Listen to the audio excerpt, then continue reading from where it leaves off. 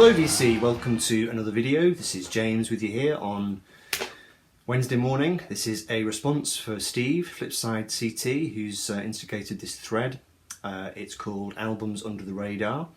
Great idea. Steve is of the opinion that you know, there's far too much of the old falling into line, buying the same old albums and, you know, showing the same old things. I think it's true to an extent. I think we're all guilty of it. I certainly am. So yeah, I racked my brains for this. I was going thinking, okay, I'll pull out a few things, and then I suddenly thought, no, let's just do one artist, one album. And it's an album I've been wanting to do for a long time, and I've been putting it off because I thought it would be quite a challenging one to talk about, and I was a bit worried that I'd make a mess of it, and I still might. So it's this record here. Ariel Pink's Haunted Graffiti is the name of the artist, and the album is called Before Today.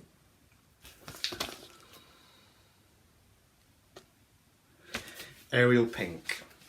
Here's the inner.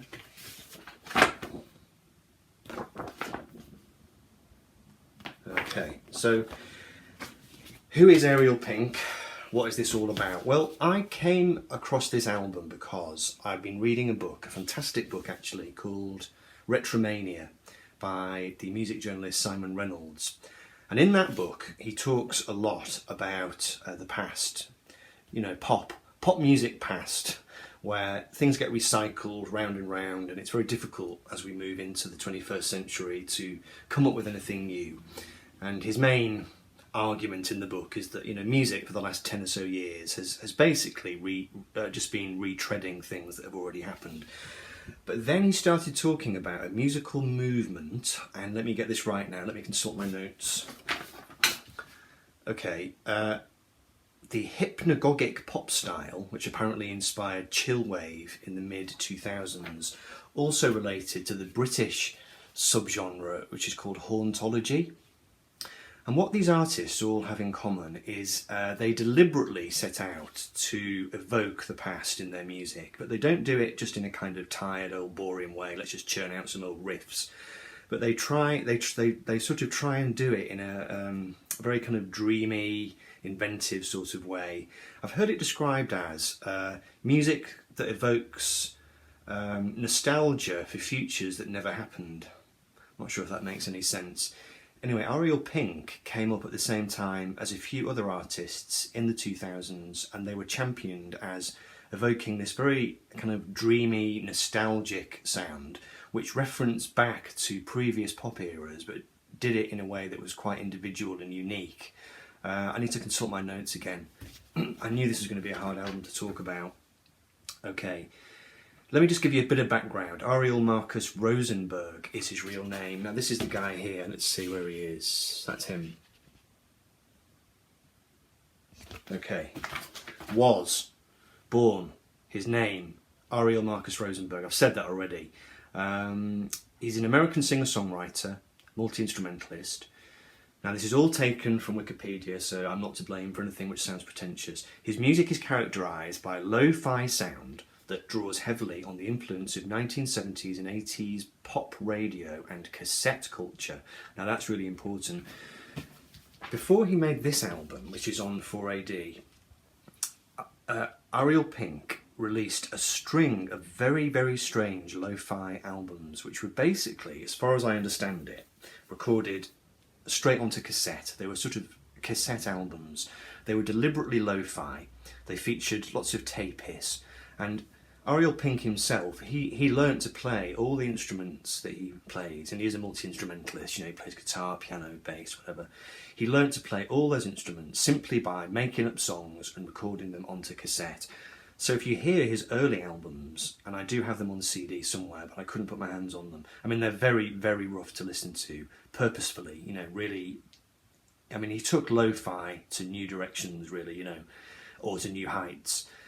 They're full of tape hiss, they're full of clunky punch-ins, and you can hear somebody basically learning his craft while recording music. But what those albums do have is his pop flair shines through on those very, very primitive recordings. And when he finally signed to a major record label, he basically worked out a way of keeping that aesthetic but doing it in a much more kind of widescreen produced style. Let me give you a quick example, okay? I'm going to play you a song, and it's the demo version, and this sounds like his early primitive tape-based albums, and I'll put it back to back with the track as it appears on this record.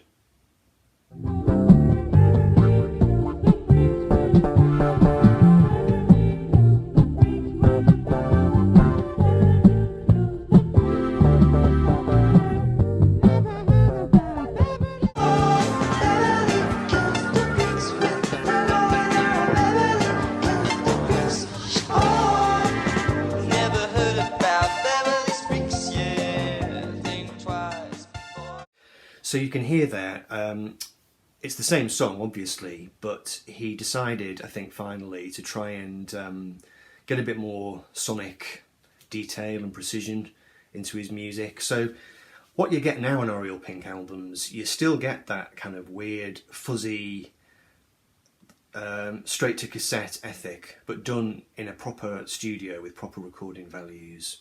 So this album was the first one he did in that style. Since then he's made a couple more albums I don't have yet. I did buy this record, which came out after this one, Mature Themes, which I thought was patchier than this, and I didn't pursue him after that, but apparently the last two albums he's made are better than this, so I need to check those out. One's called Pom Pom, and I can't remember what the other one's called. But let me just give you a bit more information, because I found this quite interesting. He was discovered by the band Animal Collective. He slipped them a cassette, they played it on their car stereo on the way to a gig somewhere and were completely blown away by it. And they signed him up to their little label, which I think was called PAW. That's P-A-W. And then, like I said, he became associated with this kind of movement called hypnagogic. Around that time, a wave of retro-inspired home recording artists had begun dominating underground indie scenes. Among the artists discussed in this article that was published in Wire magazine, where various people, including Ariel Pink. Now, common reference points for this kind of music apparently are various forms of 1980s music, including radio rock, new wave pop, MTV one-hit wonders, new age music, synth-driven Hollywood blockbuster soundtracks, lounge music, easy listening, corporate music, light rock, schmaltz, video game music, 80s synth pop and R&B. And I'm not kidding, you can hear all of those things on this record, often all within the same song. It sounds like it should be a complete mess, and it kind of is, but it's all based around his songwriting, so he manages to incorporate it into pop songs. It's quite amazing, really. Now, on top of those genres, I mean, I would say these are the genres that I can hear in this album. You know, power pop, post-punk, garage punk, electro pop, sunshine pop, disco, funk, 80s soundtrack music, which is what they said there, college rock, I can hear, you know, REM and that kind of thing, avant-garde pop, heavy metal, progressive rock, and krautrock. All of those things you can hear on this record. It is just an amazing album. It's my favourite album of the 2000s so far. Now, I've rambled on for 8.5 minutes, and apart from the opening sequence and one little clip I played before, you haven't heard much of the track. So let me just briefly take you through some of the songs on this album. I'll just give a really brief description, and then I'll give you a needle drop, and then we'll wrap up the video. Okay, so here we go. So the first song I'll play, actually, the album starts with a song called Bright Lit Blue Skies, which I didn't realise until researching this video, was originally recorded by a band called the Rockin' Ramrods in 1966, so it's a cover. So here's the Ramrods version. Bright lit blue sky, you're all full of lies.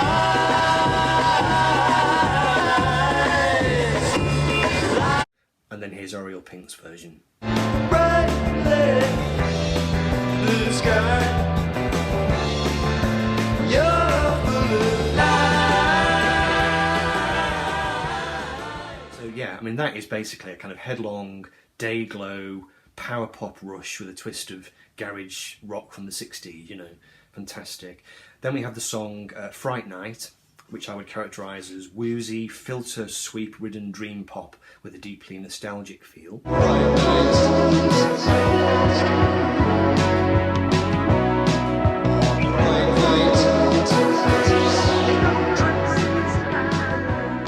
Then we have a track called Butt House Blondies, which features ominous magazine-style post-punk meets 80s REM tinged college rock meets an acid-tinged Kate Bush. Yes.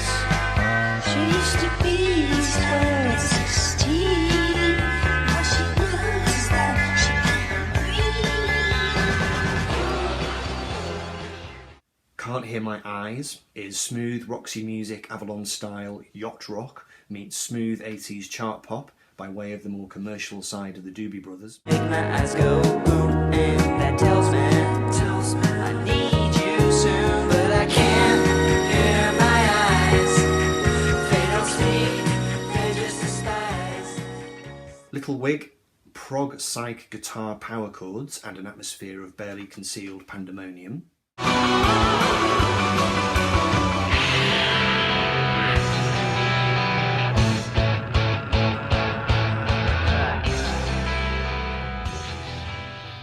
Round and Round, trancey psych pop featuring cosmic Beach Boys harmonies.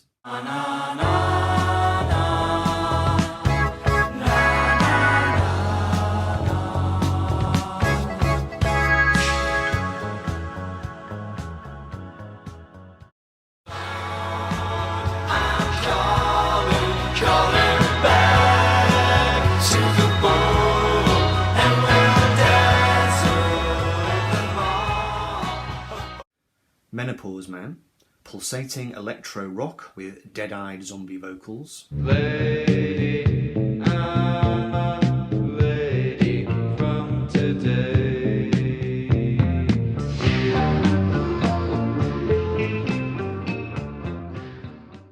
Revolution's a Lie, dark krautrock meets foreboding post-rock.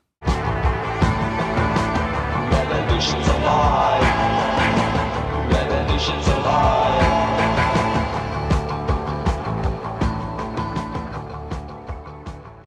So, I mean, that gives you some kind of flavour of the record, you know. I mean, to call it eclectic is a real understatement. But I mean, going back to what I said at the start, it is definitely a nostalgic record. I think it was Simon Reynolds, the writer I mentioned before. He described this kind of music as it conjures up what it must have been like living in the 1980s, where you're upstairs in your bedroom, you know, as a child or a teenager, and you can hear the music coming through the walls from downstairs, and your parents are watching TV, and what you hear is this blend of, you know, TV themes and film soundtracks and adverts and 80s synths and MTV and, you know, just the pop music of the day. But he manages to somehow wrap it all up in, you know, in lots of different reference points, so you can simultaneously feel like you're getting 80s pop at the same time as 70s pop, at the same time as 70s rock, at the same time as 60s psych. Just a real stew pot of stuff, you know. Great album. And I'd be interested to hear if anybody else on the VC has heard this or knows this. So far, everybody that I've mentioned it to, and in fact I sent a copy to Jeff Party, nobody that I've mentioned it to seems to have heard of it. And yet it was quite a big album. I'm not sure what it sold exactly, but it was a kind of critic's favourite, you know. And I wouldn't have come across it if it hadn't been for reading that book by Simon Reynolds. So yeah, there we go. Definitely an album under the radar. So I hope you enjoyed that, VC, and I look forward to hearing what your albums under the radar are. Okay, take care. I'll see you very soon. Bye.